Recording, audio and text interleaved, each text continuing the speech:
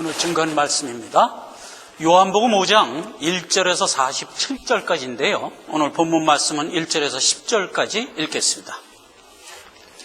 그 후에 유대인의 명절이 있어 예수께서 예루살렘에 올라가시니라. 예루살렘에 있는 양문 곁 히브리 말로 베데스다라 하는 못이 있는데 거기 행각이 5이 있고 그 안에 많은 병자, 소경, 절뚝발이, 혈기 마른 자들이 누워 물의 동함을 기다리니 이는 천사가 가끔 못에 내려와 물을 동하게 하는데 동한 후에 먼저 들어가는 자는 어떤 병에 걸렸든지 낫게 되미러라. 5절 거기 38년 된 병자가 있더라. 예수께서 그 누운 것을 보시고 병이 벌써 오랜 줄 아시고 이르시되 내가 낫고자 하느냐? 병자가 대답하되 주여 물이 동할 때 나를 못에 넣어줄 사람이 없어 내가 가는 동안에 다른 사람이 먼저 내려가나이다. 8절 예수께서 가라사대 일어나 네 자리를 들고 걸어가라 하시니 그 사람이 곧 나아서 자리를 들고 걸어가니라. 이날은 안식일이니 유대인들이 병 나은 사람에게 이르되 안식일인데 네가 자리를 들고 가는 것이 옳지 아니하니라. 아멘. 이 말씀을 중심으로 했어요. 안식이라는 제목으로 은혜를 받고자 합니다.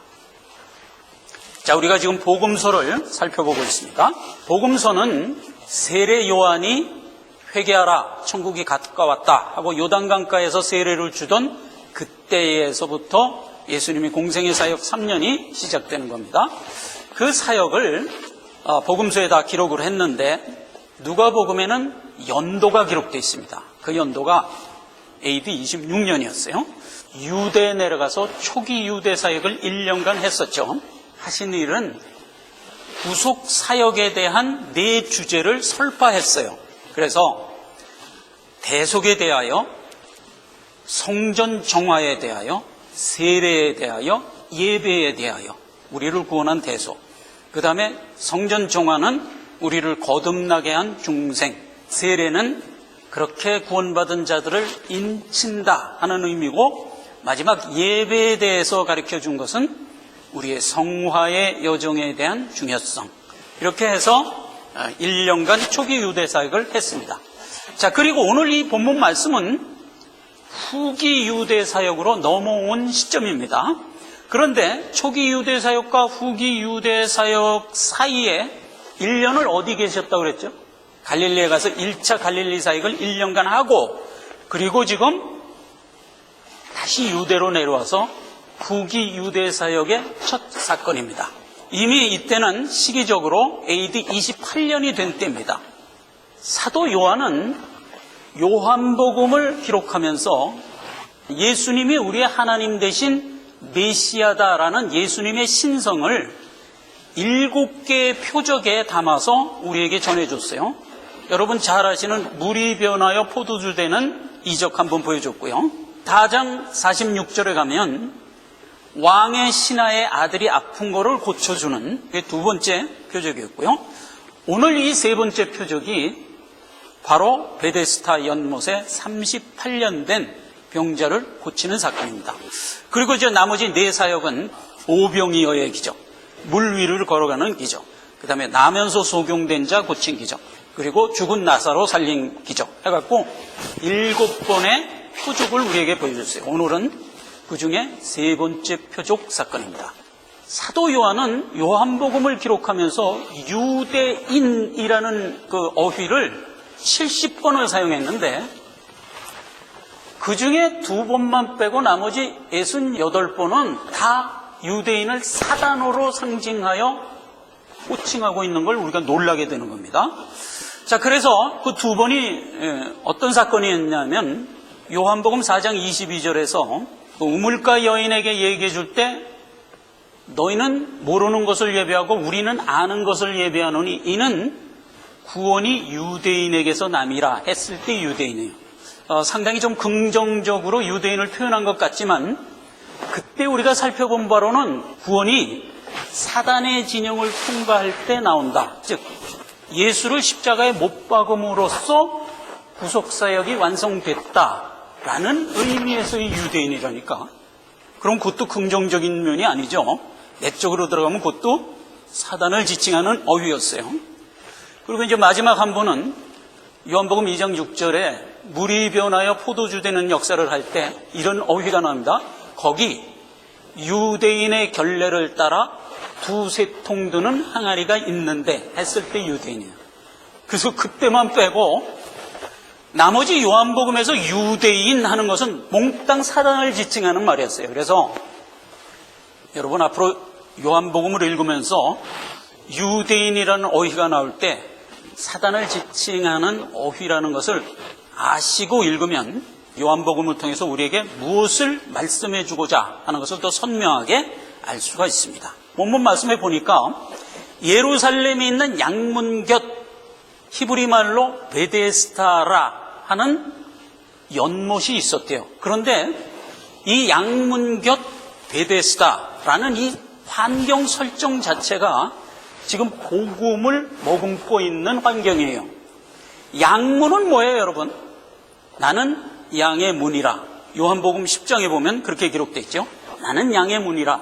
나보다 먼저 온 자는 다 강도며 절도니 양들이 듣지 아니하느니라. 내가 문이니 누구든지 나로 말미암아 들어가면 구원을 얻고 들어가며 나오며 꼴을 얻으리라 했을 때 양의 문이에요. 즉 복음의 문이 열렸다라는 의미의 양의 문이에요. 그 양문 곁에 베데스다라는 연못이 있었대요. 그런데 그 베데스다라는 말도 벳이 뭐예요? 집이잖아요. 벳. 그 다음에 헤스타라는 말이 합쳐준 히브리어라고 했어요. 여기 본문에 보니까 베데스다라는 히브리 말로 베데스다 그랬잖아요. 그래서 이 베데스다는 자비와 사랑의 집 이런 뜻이에요. 그러니까 벌써 보세요. 환경이 예수 그리스도가 우리에게 베푸는 구원의 복음의 문이 있는 그 옆에 무엇이 있다? 은혜가 있다 이 말이에요. 그렇게 환경 설정이 된 상황이에요. 거기 누가 있었다? 38년 된 병자가 있었어요. 제가 늘 얘기하지만 히브리어에서 숫자는 의미가 있다고 그랬죠. 지금 여기는 신약 성경이기 때문에 헬라어로 38년이라고 썼지만 원래 환경 자체가 지금 구약적이잖아요. 그래서 이제 구약으로 38년을 들어가 보면 놀랍게도 30이 허물이라는 뜻이에요. 허물. 그 다음에 이제 8이라는 건 여러분 우리가 계시록 살펴보면서 누차 많이 알았죠. 완성되다, 꽉 차다, 살찌다 이런 의미잖아요. 자, 그래서 허물과 꽉 차서 완성됐다는 게 합쳐지는 게 무슨 말이 됐어요? 죄가 관영된 이런 뜻이 됐잖아요. 죄가 꽉 들었잖아요. 이런 게 됐단 말이에요. 그래서 바로 예수님이 본문에서도 38년 된 병자를 보고 병이 이미 깊은 줄 아시고 그 38년의 의미를 부각시켰어요. 자, 이제 그런 상황이에요. 우리가 잠깐 그림을 봅시다. 자, 요게 지금 솔로몬이 진 성전터예요. 그리고 그 위에 있는 네모난 그 성전은 헤롯이 진 성전터예요. 그런데 이제 성경에서 헤롯이 진 성전터는 의미가 없어요. 이거는 뭐 성경하고 별 상관이 없어요.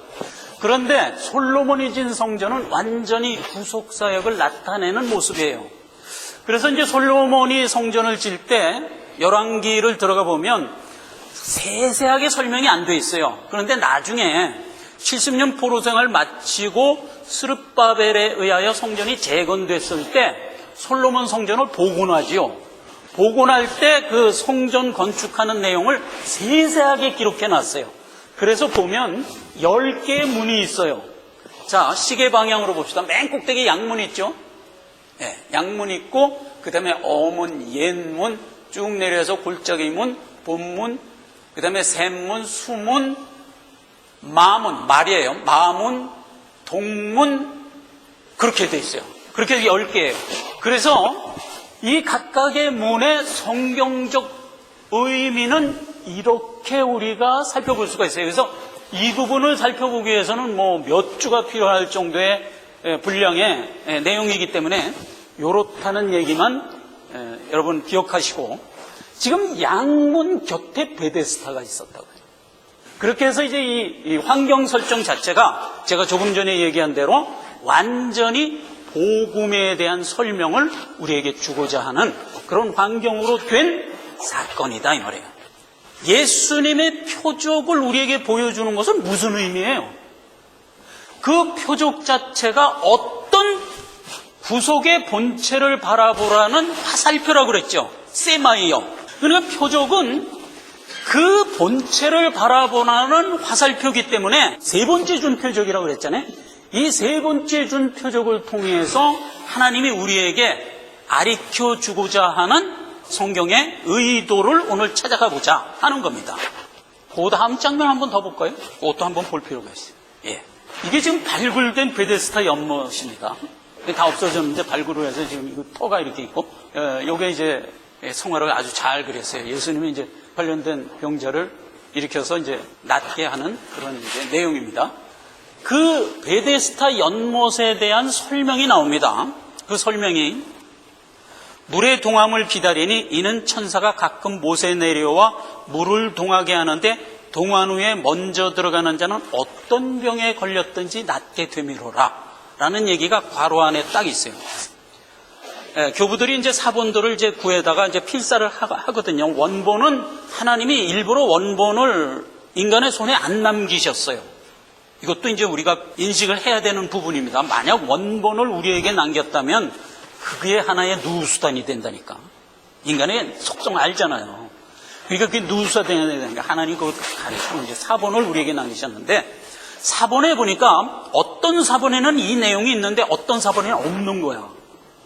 그러니까 이제 교부들이 이 물이 동하면 뭐 먼저 들어가는 사람이 낫는다 하는 이 천사가 내려와서 물을 동한다 하는 이 얘기가 어떤 사본에는 있고 어떤 사본에는 없는데 그렇다면 이게 본문에 있을까 없을까 하는 논쟁이 붙었어요. 그래서 이제 이걸 넣냐 마냐 하고 이제 논쟁이 붙었을 때 천사가 와서 물을 동하게 하면 어떤 병자든지 낫는다는 이 말 자체가 완전히 복음을 압축한 표적의 설명이다. 그래서 이걸 넣자. 그래서 이제 넣기로 작정을 했어요. 괄호를 안 넣으면 이게 본문에 있는 것 같이 인식되는 건 좀 그렇다. 그러니까 본문에 있는지 없는지를 모르겠으니까 일단 괄호에 묶어서 넣자 해서 넣은 거예요. 교부들이 굉장히 똑똑합니다. 이게 너무나 복음적이기 때문에 빼기는 그렇고 넣자니 본문에 있는 것 같고 그렇게는 할 수 없으니까 괄호에 묶자 해서 지금 넣어서 우리가 지금 이 괄호 안에 있는 내용을 보고 은혜를 받도록 배려를 했다. 하나님의 손길 중에 하나다 하는 것을 생각하시란 말이에요. 자, 여기 보니까 연못에 물이 동하면 그때 제일 먼저 들어간 사람이 어떻게 돼요? 병이 낫는데요. 그런데 이 38년 된 병자가 자기 스스로 들어가려고 딱 하면 벌써 딴 사람이 들어간 거라. 그래서 38년도 못 낫고 있는 거예요. 그런 얘기를 예수님이 듣고 그래? 예수님은 아주 간단합니다. 네가 낫고자 한단 말이지. 예, 낫고자 하나이다. 나라? 즉시 낫죠. 이렇게 된 얘기란 말이에요. 물이 동한다는 게 무슨 말이에요? 우리를 구원한 것이 뭐라고 돼 있어요? 물과 피와 성령이라고 그랬죠. 항상 물이 뭐예요? 말씀이잖아요, 말씀. 즉 여기서는 지금 양문 곁에 있는 물 그러니까 그게 뭐예요? 복음이잖아요. 우리가 복음을 통하여 예수를 믿도록 돼 있잖아요. 누가복음 16장 16절이요. 세례 요한 이후부터는 우리가 복음의 문을 통하여 누구든지 들어가게 돼 있잖아요. 그런데 그 복음이 우리에게 증거되면 듣는 택한 자는 살아나잖아요.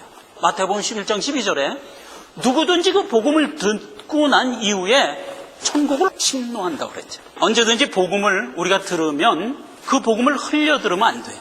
내 것으로 꽉 만들어야 돼요. 내 것으로. 그러면 어떻게 돼요? 살아나리라 말이에요. 그렇게 된 얘기잖아요.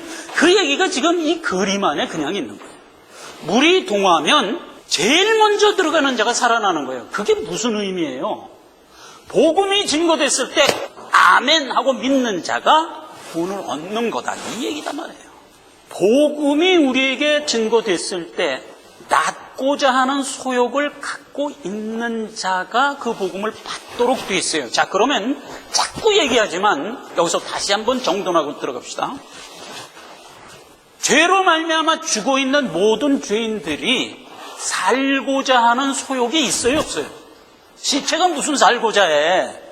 자, 그런데 어떤 자가 나는 시체네를 아는 자가 누구냐 말이에요. 다 죽어 있어요. 그런데 어떤 자는 나는 이대로는 소망이 없다, 이대로는 죽는다를 알아.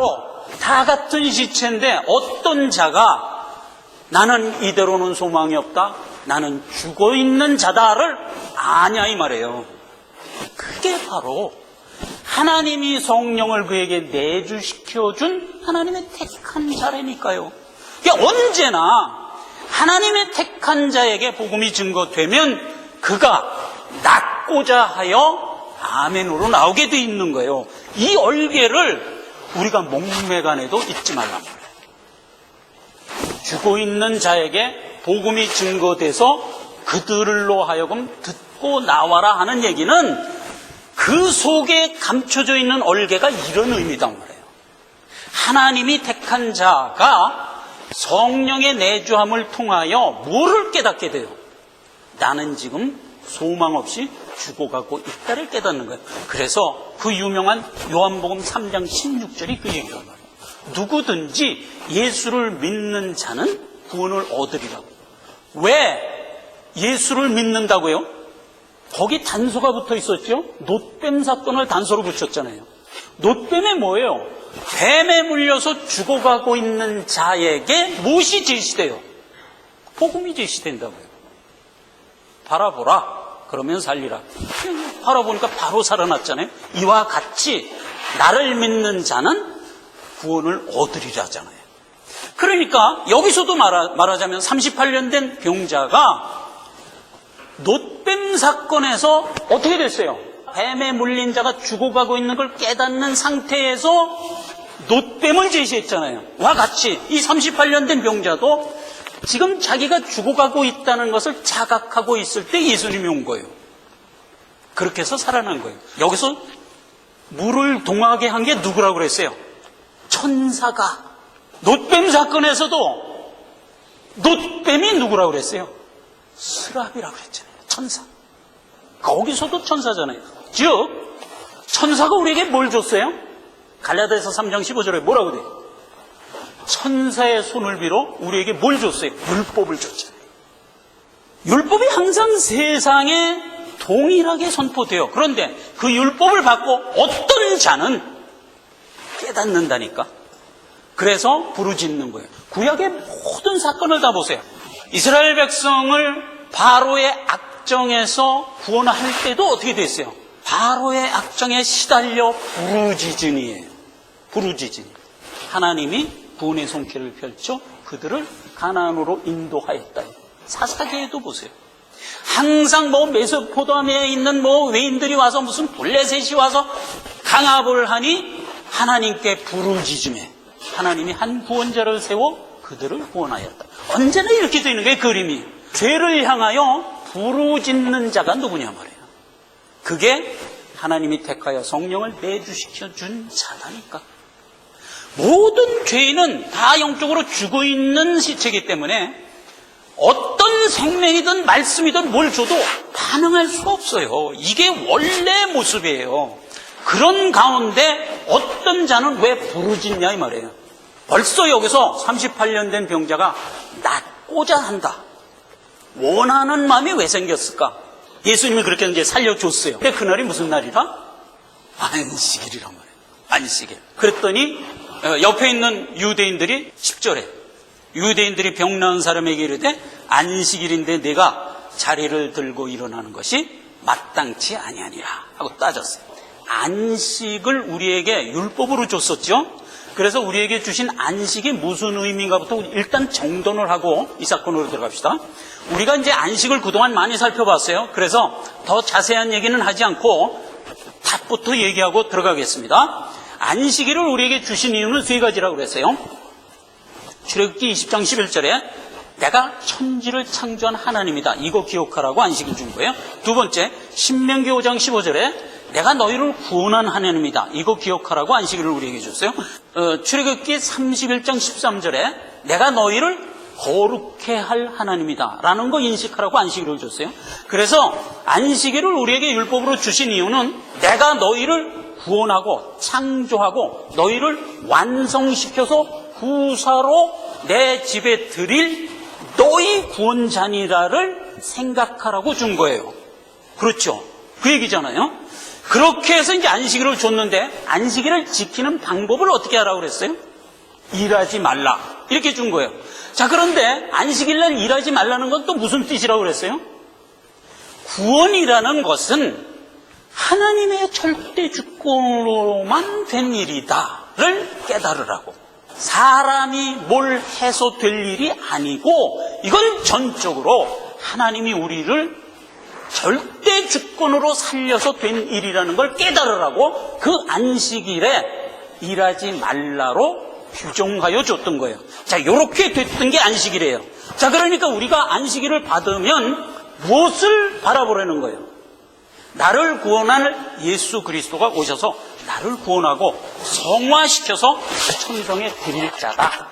이 일은 하나님의 절대 주권으로 된 일이다를 알라고. 성경에 보면 숫자가 나오는데 6, 7, 8 이렇게 나오잖아요. 6은 뭐예요? 천지창조. 7은 뭐예요? 안식. 그 다음에 8이 뭐예요? 다시 오실 주님의 재림. 이렇게 해서 구속사가 단락을 짓는 거기서 그 안식의 마침을 예수님이 했단 말이에요. 나는 안식의 주인이라. 율법의 마침이 나다. 예수님이 그렇게 선언했잖아요. 그렇게 해서 안식이 곧 예수님인 것으로 확증되는 거잖아요. 그걸 아멘으로 받아 믿고 나오는 자들에게 성령의 역사로 인을 쳐서 제8주일로 들어가는 거예요. 그래서 오늘날 우리 다 믿는 자는 지금 8에 있는 자들이에요. 자, 그래서 성경에 보면 예수님이 일부러 안식일에 와서 병을 고쳐주는 역사를 쭉 해옵니다. 그 몇 가지를 살펴보겠어요? 마가복음 2장 23절 이하에 보면 이삭 사건이 납니다. 제자들과 예수님이 밀밭을 지나갔어요. 근데 제자들이 시장하니까 유대법에는 남의 밭에 들어가서 낫을 대서 곡식을 자르는 건 범죄야. 그런데 손으로 이삭을 잘라서 비벼 먹는 건 해도 좋다. 포도밭에 들어가서 따먹어라 이거예요. 언제든지. 그러나 바구니를 들고 와서 따가는 건 범죄다. 이렇게 되는 거예요, 언제나. 그러니까 이제 제자들이 이제 밀밭 사이를 지나다 배가 고팠던 모양이라 이삭 몇 개를 잘라서 비벼서 후 불어갖고 먹었어요. 그랬더니 그걸 보고 유대인들이 너 왜 안식일날 일했어? 이렇게 된 거예요. 내가 언제 일했습니까? 너희는 이삭 잘라서 비운 거 추수라는 일에 해당되잖아. 이렇게 딱 된 거예요. 그러니까 이제 예수님이 그 힐문하는 유대인들에게 이런 답을 줍니다. 마가복음 2장 27절에 그가 아비아달 제사장 때에 하나님 전에 들어가서 제사장 외에는 먹지 못하는 진설병을 먹고 함께한 자들에게도 주지 아니하였느냐? 이렇게 얘기를 해요. 자, 보세요. 옛날에 다윗이 피해 다닐 때 그 자기 부하들하고 너무 배가 고파갖고 이제 꼭 아비아달 제사장이 심호하고 있는 성전에 들어가서 제사장만 먹을 수 있는 진설병 떡 있잖아요. 그거를 가서 자기도 먹고 함께한 동료에게도 줬다. 그래도 하나님이 허물하지 않으셨다. 요 얘기를 예수님이 예로 들어준 거예요. 마태복음의 동일한 사건에 가면 이런 답을 줍니다. 내가 너에게 이르노니 성전보다 더 큰 이가 여기 있느니라. 나다. 나는 자비를 원하고 제사를 원치 않으려 하신 뜻을 너희가 알았다면 이삭 잘라 비벼 먹은 자를 정죄하지 않았으리라. 이렇게 얘기를 해요. 자, 그래서 이 얘기를 조합해보면 무슨 얘기냐면 원래 안식이라는 게 뭐예요? 너를 구원하겠다는 거잖아요. 신명기 5장 15절에 내가 너를 구원한 하나님인 것을 기억하라고 안식일을 줬다 그랬잖아요. 내가 너를 구원했으면 마땅히 내가 너에게 성화의 여정 가운데 뭘 하여? 말씀을 주지. 그래서 그 말씀을 통하여 차근차근 자라서 완성하여 후사까지 가야 되는 거잖아요. 자, 그렇기 때문에 원래 안식일은 마땅히 뭘 먹어야 돼요? 떡을 먹어야지. 떡을 먹어야지. 떡은 요한복음 6장에 뭐라고 그랬어요? 내가 생명의 떡이니 누구든지 나를 먹으면 영생하리라 그랬잖아요. 지금 말씀이란 말이에요. 그러니까 마땅히 먹어야지, 마땅히. 그런데 너희가 무죄한 자를 정죄하냐? 이렇게 답을 준 거잖아요. 이 바리새인들은 왜 이래? 여기에 이제 포인트를 주고 힐문을 했지만 예수님은 언제나 정답을 주는 거예요. 이 얼개가 무슨 얼개라고 그랬죠? 선문답. 그렇죠. 묻는 자가 전혀 깨닫지 못하는 상태에 정답을 탕탕 던져주는 거예요. 그 이들은 모르는 거야. 택한 자만 훗날 깨닫는 거예요. 그렇게 된 사건이 하나고요. 두 번째 이제 손마른 사건입니다. 마가복음 3장 1절에 보면 예수께서 다시 회당에 들어가시니 한편 손마른 사람이 거기 있는지라 사람들이 예수를 송사하려 하여 안식일에 고치는가 엿보고늘, 이 말이에요. 벌써 이제 안식일에 자꾸 예수님이 어떤 역사를 하니까 여기서 또 무슨 범죄를 저지르나 보자, 이렇게 되는 거예요. 예수님이 그때 이제 고쳐주고 무슨 답을 줘요?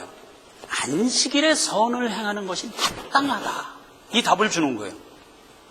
그런데 유대인들은 어떻게 생각해요? 안식일에 일을 안 하는 게 선이다, 이렇게 생각하는 거예요. 그런데 예수님은 안식일에 영육간에 강건하게 세워주는 게 선이다, 이렇게 해서 벌써 선문답이 또 되는 거예요. 누가복음 13장에 가면 18년간 꼬부라진 여인을 살리는 얘기가 나와요. 회당장이 예수께서 안식일에 병 고치는 것을 분내어 무리에게 이르되 일할 날이 엿새가 있으니 그동안 와서 고침을 받을 것이요 안식일에서는 말라, 또 이렇게 이제 공격을 했어요. 그때 예수님이 준 말이 뭐예요? 내가 18년간 사단에게 매임받은 자의 전신을 건전케 한 것으로 너희가 분을 내느냐? 마땅한 말씀이죠. 그 다음에 이제 누가복음 14장에는 고창병 들린 사람을 고쳐줘요. 그때도 유대인들이 엿보거늘, 고창병이 무슨 병이냐면요, 복수가 찬다는 병이에요. 늑막염 같은 거예요. 예수님이 고쳐줬어요. 그때도 무슨 얘기예요? 하나님이 안식일에 병 고쳐주는 것이 마땅하니라, 이렇게 이제 답을 줬죠. 요한복음 9장에는 나면서부터 소경된 자를 예수님이 고쳐줬어요. 너를 고쳐준 자가 누구냐? 그리고 왜 안식일 날 고쳐주냐? 누군지 모르지만 그놈은 무조건 나쁜 놈이다, 이렇게 이제 막 공격을 했단 말이에요. 그때 대답을 누가 해요? 그 나음을 난 병자 자신이 대답을 합니다. 나를 고쳐준 자가 난 누군지 모른다. 한 가지 분명한 것은 그는 하나님이 보낸 사람이었을 것이다, 이렇게 얘기를 하잖아요. 그렇게 됐던 사건들이 복음서에 쫙 기록돼 있었다, 이 말이에요. 유대인들이 동일하게 율법을 받아요. 그러니까 하나님의 택한 자도 받고 불신자도 받아요. 그리고 복음의 문을 확 열어줬어요. 그래서 이제 죽은 자들이 팡팡 살아나는 역사를 막 했어요.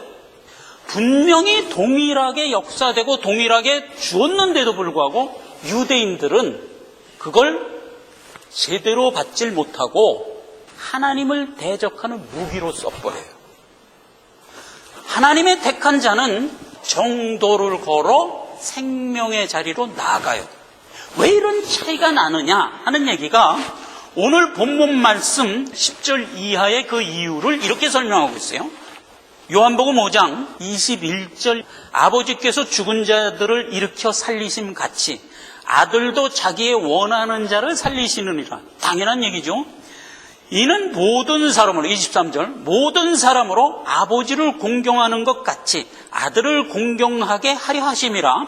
아들을 공경치 아니하는 자는 그를 보내신 아버지도 공경치 아니하느니라, 라고 해서 신자와 불신자의 영적 실상을 슬쩍 구분해 줍니다. 24절, 내가 진실로 진실로 너에게 이르노니 내 말을 듣고 또 나 보내신 이를 믿는 자는 영생을 얻었고 심판에 이르지 아니하나니 사망에서 생명으로 옮겼느니라. 너무나 분명한 진리의 말씀을 하는 거죠. 25절, 진실로 진실로 너에게 이르노니 죽은 자들이 하나님 아들의 음성을 들을 때가 오나니 곧 이때라. 듣는 자는 살아나리라. 이를 기이 여기지 말라. 무덤 속에 있는 자가 다 그의 음성을 들을 때가 오나니 선한 일을 행한 자는 생명의 부활로, 악한 일을 행한 자는 심판의 부활로 나오리라. 지금 여기서 선한 일이 뭐예요? 하나님이 우리에게 복음을 선포했을 때 아멘하여 나온 행위, 그걸 선한 일이라고 그러는 거예요. 자, 그런데 보세요. 여기 얘기대로 죽은 자들이 하나님의 음성을 들을 때가 온대요. 생각을 해보세요. 일반적인 우리의 생각이 죽은 시체에게 아무리 뭐를 얘기하고 선포해도 시체가 들을 수 있어요, 없어요? 없어요. 그런데 어떤 시체가 듣는다는 거예요. 이걸 뭐로 설명할 거냔 말이에요, 이걸. 그게 곧 성령을 내적 부르심으로 내주시켜준 하나님의 택한 자라고요. 그래서 성경은 하나님의 택함이라는 이 예정 교리가 배직되지 않으면 이해가 될 수가 없어요. 이해가 될 수가 없어요. 만약 모든 죄인은 경성하여 정신 바짝 차리고 무슨 말을 하는가 귀담아 듣다가 좋은 말을 하면 아멘하여 나가라 이렇게 받아버리면 무슨 얘기가 되냐면 우리 인간은 영적으로 죽은 게 아닌 게 되는 거예요. 시체가 어떻게 좋은 얘기를 귀담아 들어요? 안 된다니까 그건. 그런데도 불구하고 모든 죄인들아 하나님이 우리에게 주는 영적 말씀을 귀담아 들어라 이렇게 교훈을 밀고 나가면 모든 죄인은 안 죽은 게 되는 거예요. 어딘가 한 구석 살아있는 게 되는 거예요. 모든 인간이 만약 그렇다면 하나님이 우리에게 십자가 대속이라는 구원의 방법을 역사할 필요가 없어져요. 그냥 좋은 말씀 잘 기록한 책 하나 던져주고 여기에 다 기록되어 있으니 누구든지 듣고 열심히 공부해서 나와 그러면 구원 얻어 이렇게 될 수 있잖아요.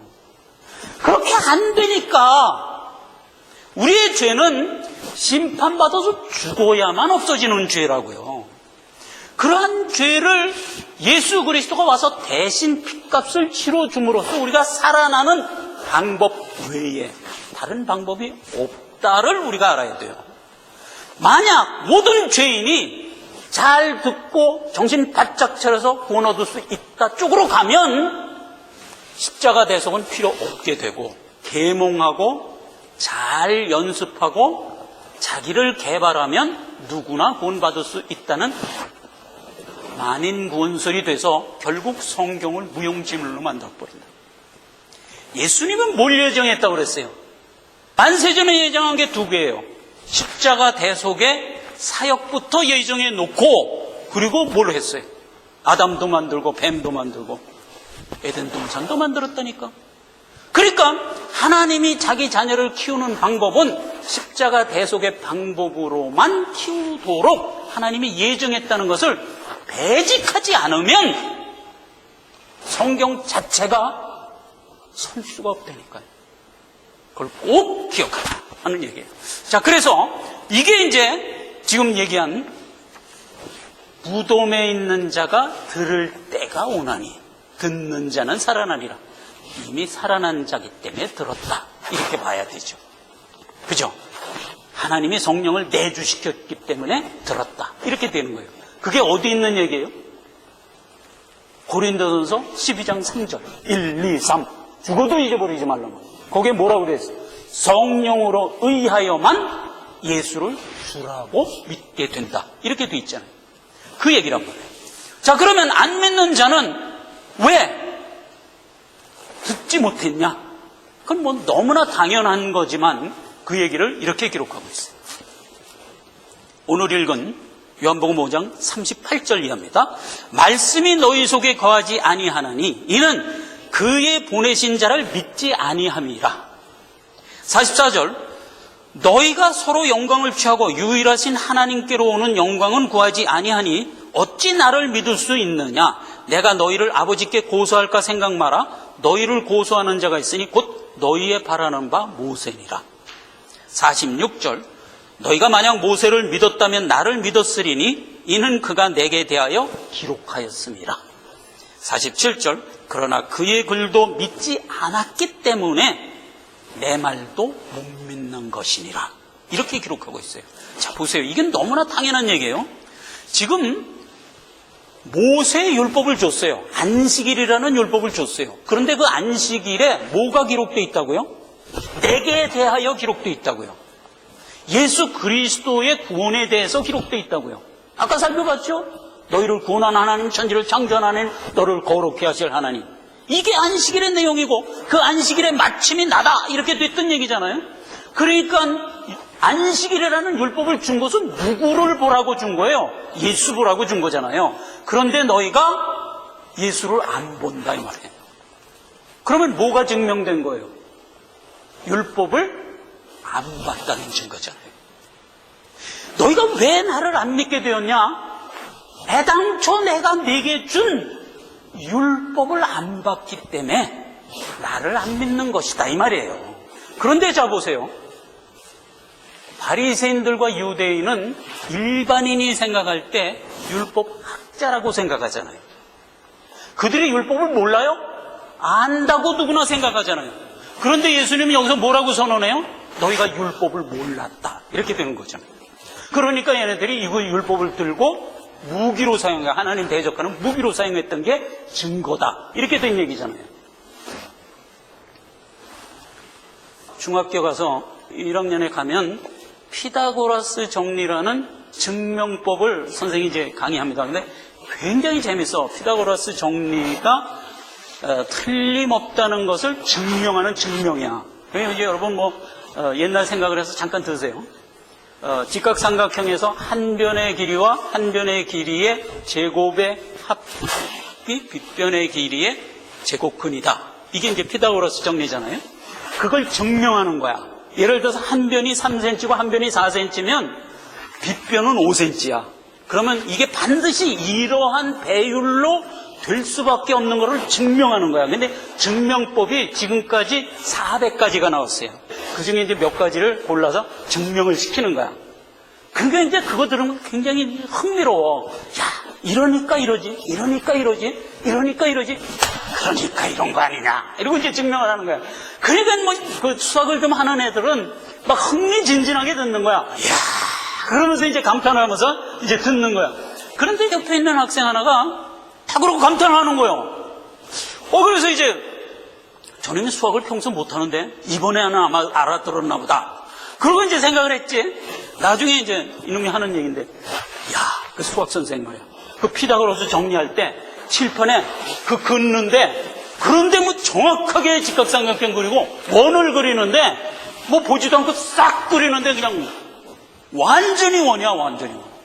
그래서 감탄을 했대. 바로 이거다. 하나님이 율법을 줬는데 예수를 봤어야지. 근데 이 율법자는 뭘 본 거예요? 다른 걸 본 거예요. 다른 걸 본 거예요. 오늘 우리가 이 말씀을 듣고 교훈 하나 가지고 갑시다. 하나님이 우리에게 구원을 베풀고 뭘 계속 주고 있어요? 말씀을 계속 주고 있어요. 왜 주죠? 우리가 육종이라는 몸을 입고 살기 때문에 그거 제어하고 이겨 승리하라고 계속 말씀을 주는 거예요. 근데 우리가 성화의 여정을 죄된 육종을 갖고 살아가도록 한 것은 누가 설정한 거예요? 하나님이 설정한 거예요. 로마서 8장 10절에 그랬잖아요. 내가 너를 구원해 준 거는 일단 영만 살린 것이다. 몸은 그냥 죄된 몸 그대로 입고 가도록 돼 있다. 이렇게 얘기했잖아요. 아니, 하나님, 그럼 몸은 언제 살려줄 건데요? 그건 내가 재림할 때 새 몸 입혀줄 거야. 요렇게 된 얘기잖아요? 그러니까, 우리가 성화 생활은 어떻게 해야 돼요? 죄된 몸을 입고 하나님이 주신 말씀 들고 가야 되는 길이라고요. 그런데, 우리의 죄된 몸만이 나를 방해하나요? 하나 더 방해하죠. 우리가 살고 있는 이 밭이 어디예요? 세상이잖아요. 죄된 세상에 죄된 몸을 입고 우리는 생명 갖고 가는 자들이에요. 그렇기 때문에 우리에게 말씀이 필요한 거예요. 항상 하나님이 우리에게 말씀을 주는 거예요. 그래서 그 말씀 들고 하나님이 우리에게 준 천성의 소망이라는 그 표대를 향하여 우리는 가야 돼요. 그런데 자칫 우리에게 가장 시급한 현안들이 뭐예요? 내 육신의 어떤 요구, 내 세상의 어떤 원리, 이런 것들이 나에게 항상 시급하지요. 그래서 자칫 어떻게 돼요? 우리에게 준 말씀을 세상 편하게 살아가는 도구로 사용하려는 속성이 우리에게 있다고요. 속성이 있다고요. 환경 자체가 그걸 나에게 강요하고 있다고요. 그래서 우린 자칫 하나님이 주신 은혜를, 경건을 이익의 재료로 쓰면 어떻게 돼요? 이 율법사같이 되는 거예요. 말씀만을 순종하는 자가 되자라는 교훈을 받자 하는 겁니다. 기도하겠습니다.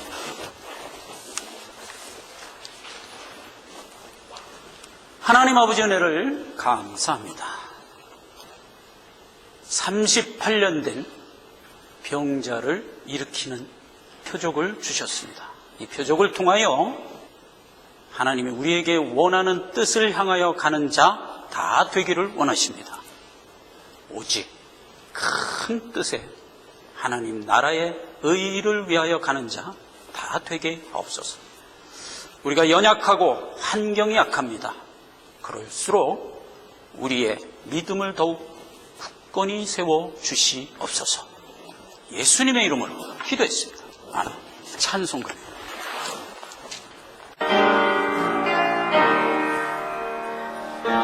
이